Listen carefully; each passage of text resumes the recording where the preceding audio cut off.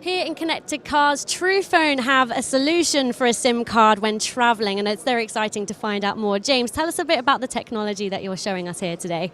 Yeah, so we make a SIM card that goes into a car, for example, and it changes to a local SIM when it arrives in a country. So obviously that's kind of very useful if you make a car in, say, Korea or Japan or America, and you ship it to Europe, and when it turns up in Germany or England or whatever, it then becomes an English SIM or a German SIM, so that you're not stuck roaming on a Korean SIM, for example. And it's great that Truphone are doing this because it almost feels like quite a prehistoric issue, and the fact that that no one's done it before is quite surprising. So you must have a bit of a leadway in the industry, I presume.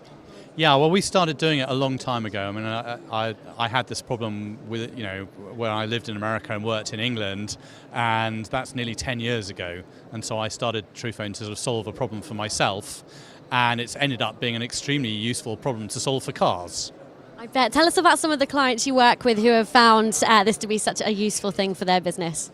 Yeah, so we started we sell a lot of these things to banks. So if you're a banker who works in New York and commutes to London, you really want a SIM that becomes an English SIM when you're in London rather than being permanently roaming. So we sort of developed it for people, international business people, and then we found that it was being bought by car dealerships. So it's been bought by car dealerships in America and in Europe, and we were kind of wondering why. And obviously the big advantage of our technology is it's immediately local in a country, and so they were buying it because they could then import cars from Korea and then ship them anywhere in Europe, and they would immediately localize. So that's how we've ended up in the business. That flexibility makes so much sense, and it seems to be a very sensible move. What's the next step with this technology?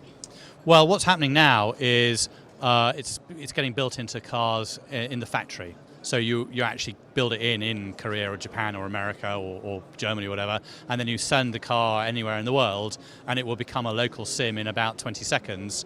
And so that's very useful for a car manufacturer. And then if you're someone who is wealthy and you like to move your cars around the world, then that's quite nice as well, because you can move your car with you, and then it will relocalize in Europe or America, and you can have your local service anywhere in the world. Nice luxury indeed. And so why is it so important for you to have a presence here at Connected Cars this year? Well, a lot of people have found us by accident in the past. So they found our service because they had a problem and they were hunting around for it. And it's important for us to actually tell people, particularly the big OEMs, that we have this solution, and it's actually very mature because it's been used by banks for 4 or 5 years, and it's kind of quite well bedded in, but people weren't aware that it was available for cars. Well, certainly if they've been watching this, then they are aware now, so I hope you get lots of visits today. James, it's been very good to speak to you. Thank you very much.